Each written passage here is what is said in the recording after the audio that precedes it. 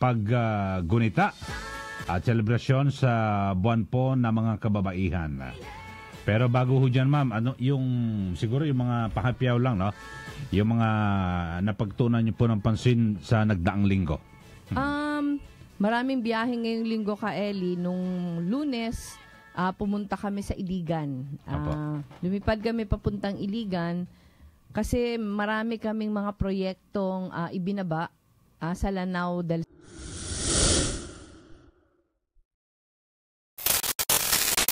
Sur. Nag-overnight kami ka, Eli, sa Iligan, pero the following day, maagang-maaga, pumunta kami sa Piagapo, sa Lanao del Sur ito. Nagbaba kami ka, Eli, ng tulong sa mga Abaca farmers. Kasi yung Piagapo, napakahirap na munisipyo. 86% yata yung kanilang poverty incidence. Taas po. Oo. Meron sila ngayong bagong mayor, parang pangalawang termino pa lang. Pero yung bagong mayor, nag-launch siya ng isang programa na pinopromote yung Abaca growing. Kasi merong isang kumpanya na malapit sa kanila na bumibili ng Abaca pero kulang yung Abaca. Kaya nag-promote ng Abaca growing. Nagbigay kami ka, Eli, doon ng Abaca stripping machine. Kasi yung mga magsasaka na Abaca yung tinatanim, parang pumupunta pa sila sa isang munisipyo na medyo malayo para magpa-strip ng mga Abaca. Pinakita sa amin kung paano gawin yun ka, Eli. Pero ang laking tulong sa kanila na meron na silang stripping machine.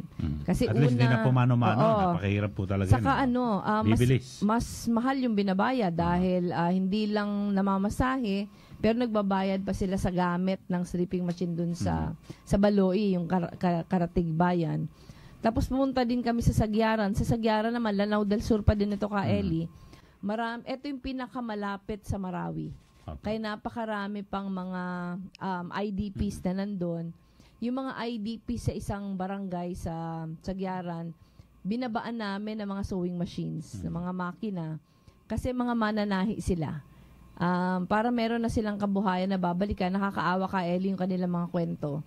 Kasi mga kwento talaga nila, pag nung nilikas nila yung kanilang mga bahay, sarili na lang nila yung dala, saka yung suot nilang damit.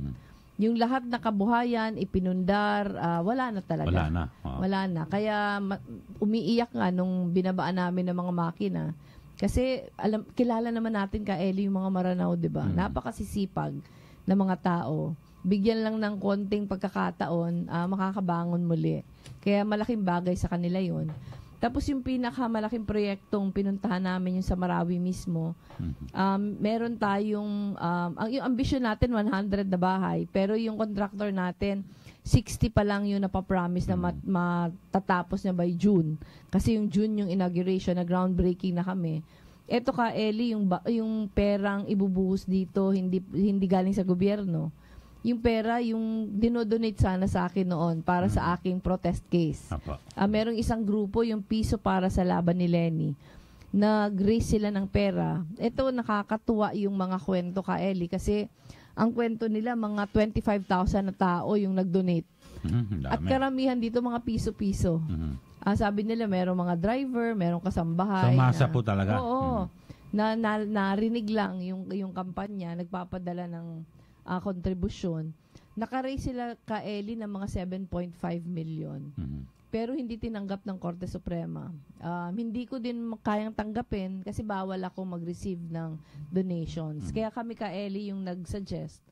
Nagawa na lang kami parang Angat Buhay Village sa Marawi. Kaya tuwang-tuwa naman, kasama namin yung representatives ng Piso para sa Laban ni Lenny.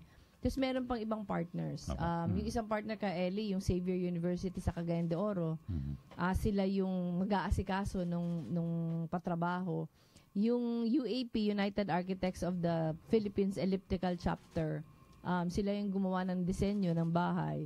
Meron pa tayong ibang mga partners, yung Solana Land, yung mga kaklase ko sa UP School of Economics. Marami ka, Eli, yung nag-pitch in para matapos yung village. ang target kasi parang 5,000 houses yung gagawin. As of now, 1,400 pa lang yata. Kaya ano talaga, malaking tulong kung meron pong mga nakikinig na gusto pang tumulong. Napakarami pa pong bahay yung kailangan. Actually, Ka Eli, meron ng mga nag-signify. Kaya pagkatapos ng 60, eto kasing 60 Ka Eli, galing to talaga dun sa piso para sa laban ni Lenny. Tapos meron tayong nag-donate din na medyo malaki din, Sigma Delta Phi ng Southern California chapter. Mga Pilipino ito Ka Eli na nandun. Nag-donate din sila ng mga bahay. Kaya yung first 60 meron na. Yung mga additional na donation galing sa, halimbawa, yung RAF International Forwarding, nag-pledge na sila magpapagawa ng moske. Meron kasing moske dun sa loob ng village, sila yung papagawa. Yung mga kaklase ko nag-pledge. Ang bilang namin ngayon, parang meron na kaming kayang itayo ng 76. Ang target namin 100. Pin Commission of Women na siya. Kaya magandang umaga po sa iyo, Professor De Dios. Magandang umaga, Vice, at thank you for inviting me. Pasensya na po kayo at ginambala namin yung linggo nyo. Pero ito po, nung Friday, nandun po ako sa Iloilo. Meron po kaming partnership with UNFPA. Ang tawag sa programa, Babaenihan. Kausap po namin yung mga teenagers.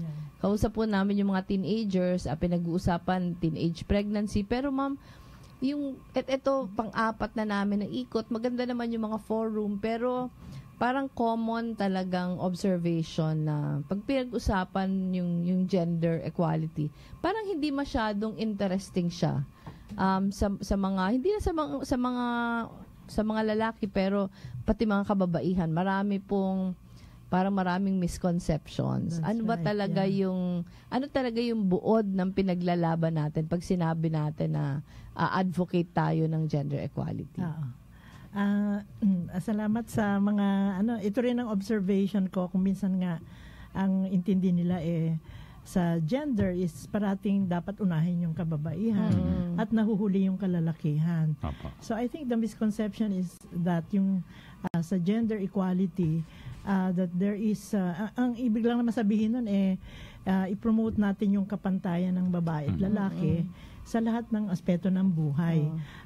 Kasi nga, sa totoo lang, although I would say, in my experience, talagang nakakaangat ang Pilipino. Say, kung ikukumpara mo sa Bangladesh, at saka yung other ASEAN neighbors natin. Kasi parang sa ASEAN po tayo yung first, di ba? Tayo ang first. Pinakamahusay pagdating sa gender equality. Pati yung ating mga batas ay tinitingala halos nila yung Magna Carta natin is a model that every country is now looking kasi comprehensive siya. So, dahil ang objective naman ng gender ay magkaroon ng kapantayan, ibig sabihin nun, hindi pa pantay.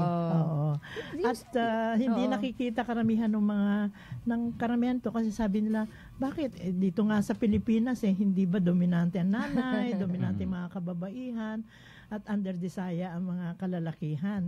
Pero objectively speaking, kung titingnan mo yung halimbawa, sahod ng mga kababaihan, yung kanilang mas mababa kaysa kalalakihan, kung titingnan mo rin yung phenomenon ng violence against women, nandyan pa din. Pambubugbog, rape, sexual harassment, nandyan pa din. So dahil itong mga ito ay it's inhibiting or preventing women in attaining their equality. Kaya kailangan nating pagtuunan ng pansin. So sa maraming bagay hindi pa equal. Although as I said, compared to others, okay na tayo. Pero compare ourselves sa sarili natin, marami pa tayong dapat gawin. Saka ma'am, yung common observation din, yung kultura daw ng mga Pilipino, parang mula kasi sa pagkabata, yung mga lalaki daw na anak ay mas spoiled kaysa sa mga babae. Yung kwento po, yung mga anak na lalaki, okay lang maglaro sa labas, pero yung mga anak ng babae, dapat nasa loob ng bahay, tumutulong sa mga gawaing bahay. Yung effect nito Ka Eli, ewan ko lang sa bahay nyo Ka Eli kung ganito din. Pero yung effect daw nito, para sa atin, halos sa lahat ng mga Filipino households, pag yung lalaki, alam ba, nagtatrabaho, pareho yung babae sa kalalaki. Nagtatrabaho sila 8 to 5. Pag yung lalaki daw, after 5, hindi pa umuwi, tatambay pa o iinom kasama yung mga kabarkada, okay lang yon. Pero kung yung babae, pagkatapos ng trabaho, hindi pa uuwi, tatambay sa barkada, iinom, o kahit hindi iinom, magsha-shopping, lang. Magkukwento, hindi pa uuwi, masama siyang nanay. Tama. Kasi kailangan umuwi na siya sa bahay para asikasuhin yung mga anak. Pero yung parang yung kultura mismo, tinuturuan tayo na ganyan dapat yung role ng babae, ganyan din yung role ng lalaki. Totoo yan. Alam nyo, Ka-Eli, sa pamilya namin, 6 kaming babaeng magkakasunod, ang pinakahuli lalaki. So kami mga babae lahat, bata pa kami, tinuruan na kami magluto, maglinis ng bahay. Pagdating sa kapatid kong lalaki, yung bunso namin, naku, para siyang senyorito talaga. Wala siyang ginagawa, wala siyang assignment sa paglilinis, ganyan. At lahat ng ang nanay ko talagang full attention sa kanya. Ang tingin ko naman doon, magandang training yun, ano? Kasi aga pa, tinuturuan ka na magtrabaho. So, ang mga babaeng Pilipina, hardworking. Yung sa kalalakihan, alam nyo, it's a life skill. Lahat ng pagtatrabaho, pagluluto, dapat babae at lalaki maturuan.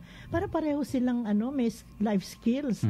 Kaya pagdating ng nung lahat kami nakatapos na, ang aking kapatid na lalaki, tamad na kasi binibigay na lahat sa kanya eh. Totoo. So, spoiled nga.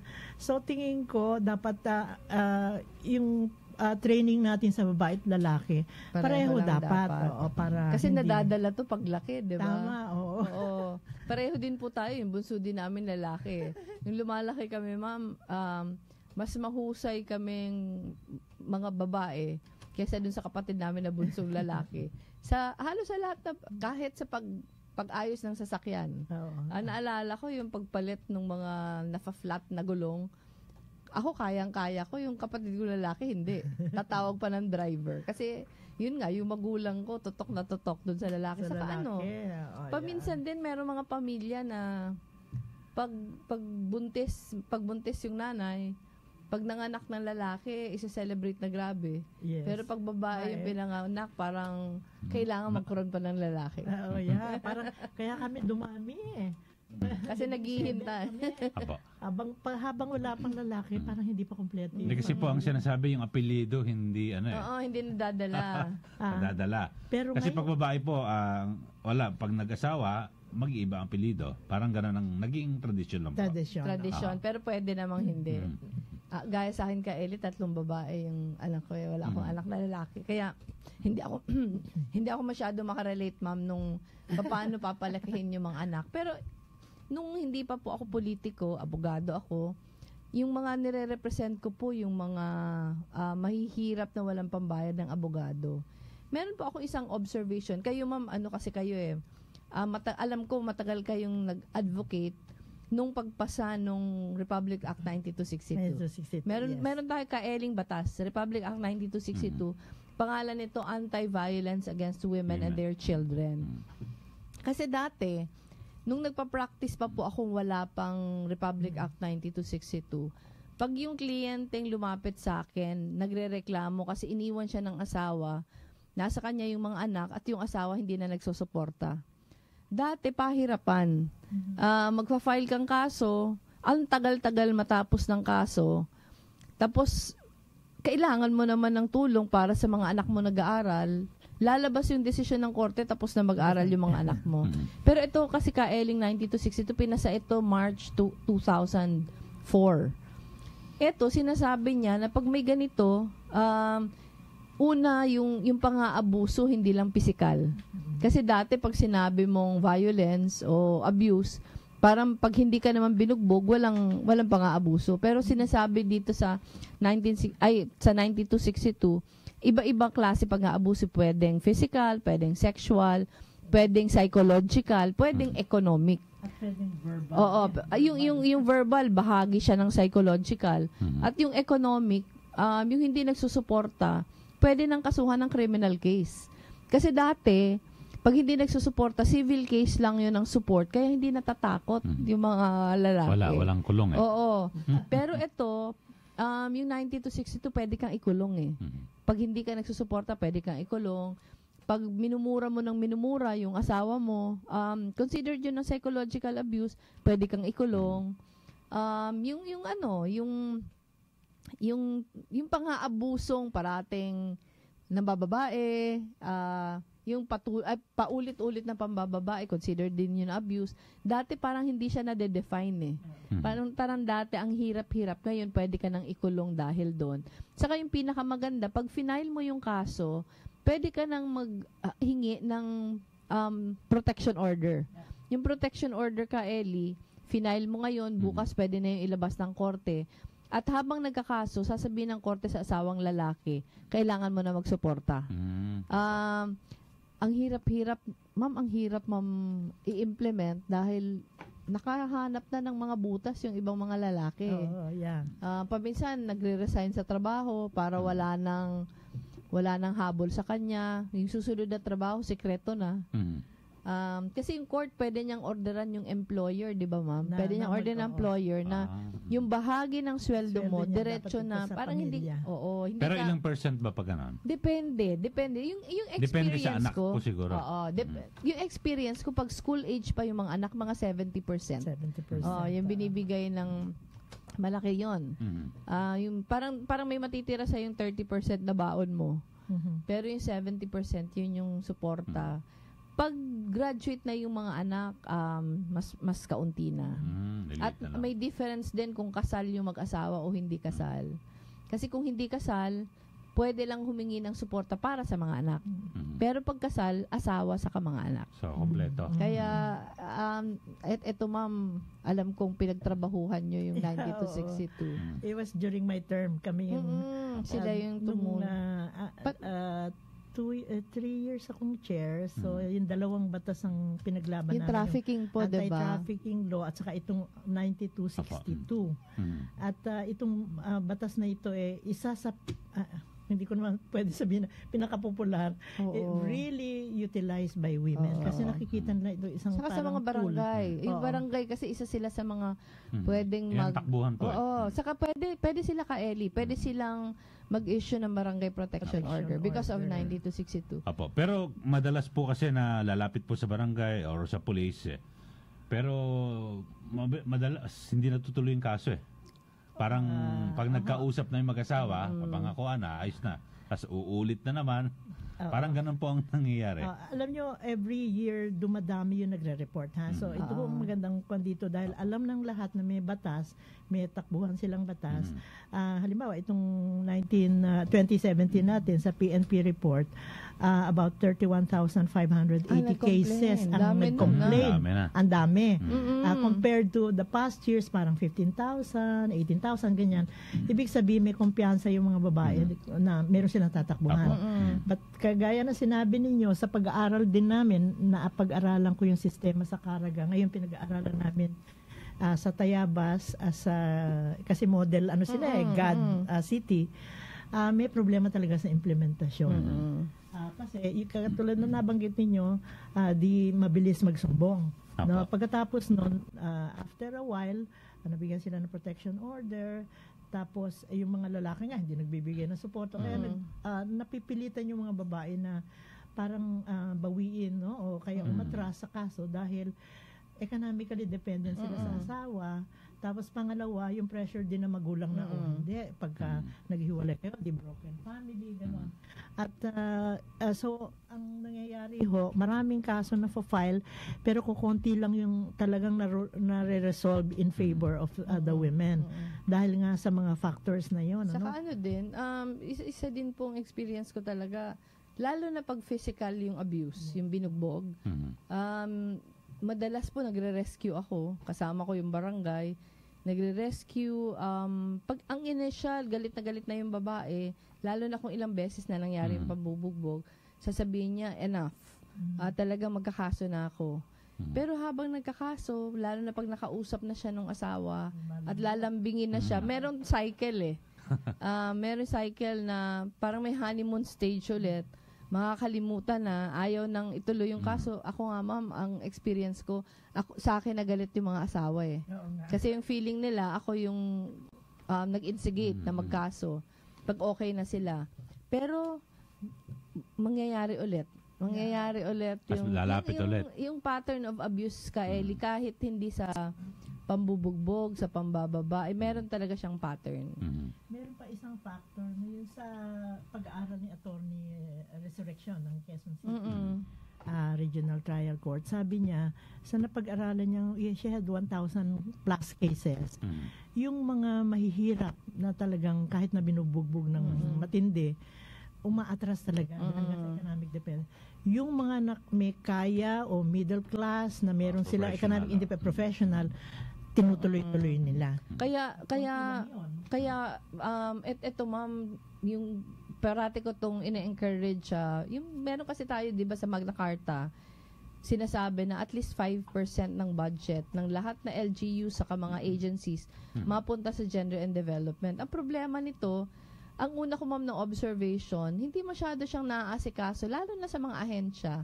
Kasi yung na-appoint na point person, God point person, parang pangalawang duty niya lang yung God. Meron siya, halimbawa, yung budget officer babae, siya ay appoint na God point person, pero busy din siya sa kanyang ginagawa. So, maaasikaso niya yung gender and development pag Women's Month lang. Yeah, totoo Tapos yun. yung budget, uubusin niya sa Women's Month kasi papagalitan siya ng COA pag hindi niya inubos. Yung sa akin lang, dapat sana hindi ganito. Dapat yung God nakatutok talaga. May programa, kabahagi sa budget kung saan mapupunta yung 5%. Tapos yung hinihikayat natin, mas mabuti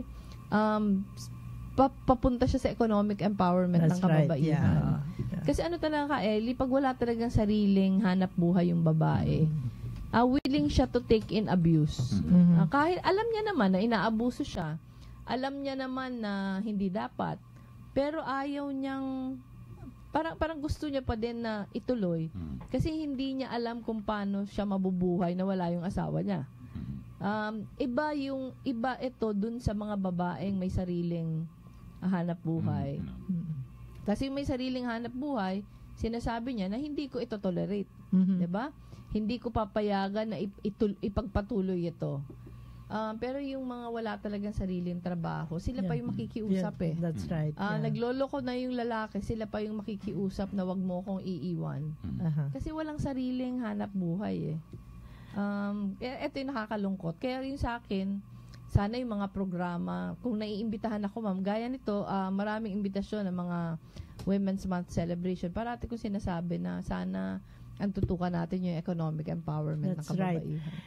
Doon sa punto ng utilization ng 5% GAD budget, bawat ahensya at saka universidad o basta public institution, dapat ginagastos yun para sa, yung katulad to, economic livelihood, programa para maging mas maganda yung takbo ng, ng gender and development programs. Ang ginawa ho sa CHED, etong nakaraan ng pagsisilbi ni Secretary Patricia Licuanan, lahat ng eskwela, state colleges and universities dapat magkaroon ng Women's Center. At doon sa Women's Center, nung kailangan meron hong education on gender and development ng mga estudyante. At yung mga eskwela, kasama sa kanilang performance evaluation kung ang kanilang mga gender programs. Tingin ko ganun din sa gobyerno. Sa performance evaluation, dapat tingnan kung ano yung ginagawa nila, paano nila ginagastos yung gender and development. Yung experience ko, meron namang ganyan, pero parang mas justification yung ginagawa instead of galing siya sa plano. Halimbawa, gumawa na ng budget, hindi naman tinetake into account yung gender, pero pag nandiyan na yung budget, sasabihin na, ito pwede ito sa GAD, pwede ito sa GAD. Dapat sana hindi ganun. Dapat sana may programa. Parang ang programa nangyayari pag tapos na yung budget. Ito pwede. Kaya nakakalungkot. Kasi sa amin po sa Naga, nagpasa kami ng sarili namin na Women Development Code. Yung 5%, in-increase po namin yung to 10%. Wow. Kaya 10% po, kami po yung awarding, yung pangulo po ako nung Naga City Council of Women. Kami yung first ever na nag-increase ng budget.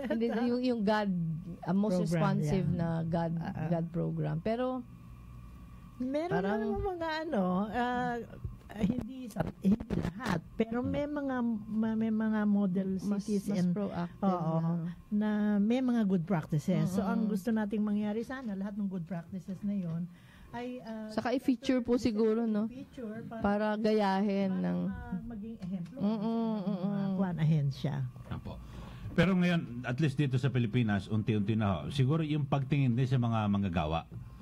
Kasi ngayon may nakikita akong taxi driver na pati nag-Uber, babae. Oo. Nagta-tricycle, babae. Tapos may mga welder na rin po, babae ngayon. Preferred na nila. Preferred nila yung mga welders na babae. Pero eto ma'am, 'di ba, kung hindi ako nagkakamali, eto din yung dahilan kung bakit nag-slide tayo from 7th to 10th. Yung sa labor opportunities kasi parang yung findings ka Ellie, na-mention ito ni ma'am kanina, na yung babae, yung bayad ay yung sweldo na nakukuha niya hindi pantay sa sweldo na binibigay sa lalaki na parehong trabaho yung ginagawa. So yun yung dahilan kung bakit 10th na lang tayo ngayon, hindi 7th. Pero ano ma'am yung proposal natin para maalis sana yun? Yung pay gap ang tinatawag natin, wage gap between women and men. Tingin ko dapat magkaroon ng evaluation lahat ng ating mga factories kung meron ba silang gender policy. Importante kasi na yung mga ganitong klaseng mga policies magmula sa mission, vision at saka doon sa guiding principle ng kumpanya. Kasi kung wala yung ganong klaseng patakaran na malinaw sa lahat, hindi nila i-implement yun kasi pahirapan. Kasi kung yung katulad ng sinasabi ni ma'am, pag God focal point ano lang siya, middle level official, wala siyang kapangyarihan na i-impose sa lahat. Parang pangalawang assignment niya. Pangalawang assignment niya, pagod. Isa pa sigurong factor is yung ating labor, formal labor participation, yung talagang nakarehistro ng mga workers ay hindi gumagana sa 50% for the last so many years. Bakit? Kasi yung mga karamihan ng babae nasa informal sector. Kaya hindi natin nakikita silang nagtatrabaho. Sila yung mga vendors, sila yung mga may sariling business, mga self-help, karinderya, ganyan. Na napakaliit naman din ng kita. Na wala ring recognition from the government. Kaya wala ring standardization. Hindi sila nasasaklaw ng mga batas hindi nare-reflect sa ating statistics. So, ito pa ma'am, naalala ko nung 16th Congress, miyembro pa po ako ng House. Ang isa sa mga sinusulong namin ng mga batas, yung marital infidelity law. Kasi ito ka Ellie, meron tayong dalawang batas meron tayong dalawang provision sa revised penal code na concubinage saka adultery. Yung concubinage, nako-commit siya ng isang lalaking may asawa na parang sumama sa ibang babae. Yung adultery naman, ganun din, pero babae yung nagko-commit. Babaeng may asawa, sumama sa ibang lalaki, hindi niya naman asawa. Yung nakakalungkot lang dito, yung adultery, parang ang bilis-bilis niyang i-prove. Halimbawa, may isawang babae pumasok sa isang motel, may kasamang lalaki, lumabas after 3 hours. Ano na yun? Hindi mo alam kung anong ginawa sa loob, pero enough yun para i-convict ang isang babae. Pero yung lalaki, ang iba nga may mga anak na sa labas nakarehistro sa kanya, hindi pa din pwedeng i-convict ng concubinage. Kasi parang may 3 circumstances na kailangan mong i-prove. Dapat binabahay, dapat yung relasyon very scandalous, yung mga ganon. Na yung requirements na yun, wala yun sa adultery. So gusto sabihin, yung babae, ang bilis niyang ipakulong. Pero yung lalaki, hindi. Nung nasa 16th Congress ako ma'am, nag-propose kami na i-equalize, alisin na i-amend na yung batas. Wala nang concubinage, wala nang adultery, meron na lang marital infidelity. Whether lalaki, whether babae yung mag-commit, pareho yung requirements na parang circumstances na present. Pero ma'am, naipasa po namin yun sa committee sa pero hindi na ipasa. Sana ngayon ipasa pa din. Malabo yun kasi ma'am, mas marami ang kalalaki sa kamera. May term nga yung nagulat nga ako sa term, which is very accurate. Sumakabilang bahay. Yun yung curriculum. Sumakabilang bahay. Ako ang tingin ko doon kasi sabi nung equalize natin, natatakot ba naman yung mga lalaki na because there has never been a case na may naikulong dahil sa wala talaga. Wala talaga. So sa punto de vista ng mga kababaihan, siguro mas maigi na pag-usapan natin ng divorce, no? At sa public opinion poll ngayon, 53% of Filipinos are open or are supportive of a divorce law. Ang kaigihan naman noon, pagka nagkaroon na ng sana naman, ang pinopropose din namin, no fault divorce.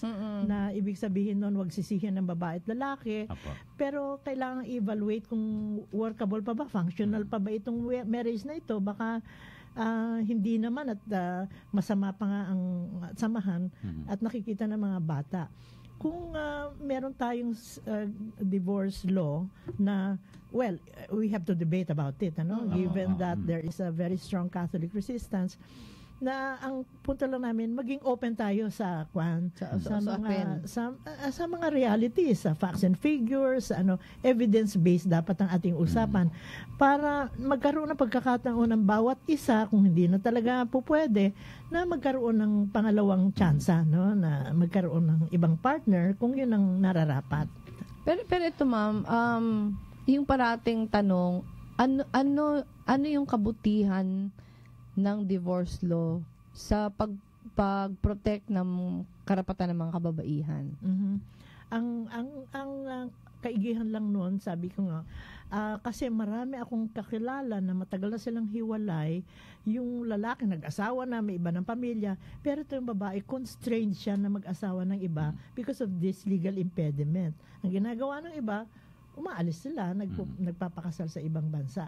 Pero here in the country, talagang mas stricto yung constraints sa babae na huwag mag-asawa kasi magmumukha siyang parang bigamy yun under our law. Kung forever kayong hindi pwedeng i-dissolve yung marriage, pag nakapag-asawa ka, pwede ka pang ikulong dahil sa bigamy.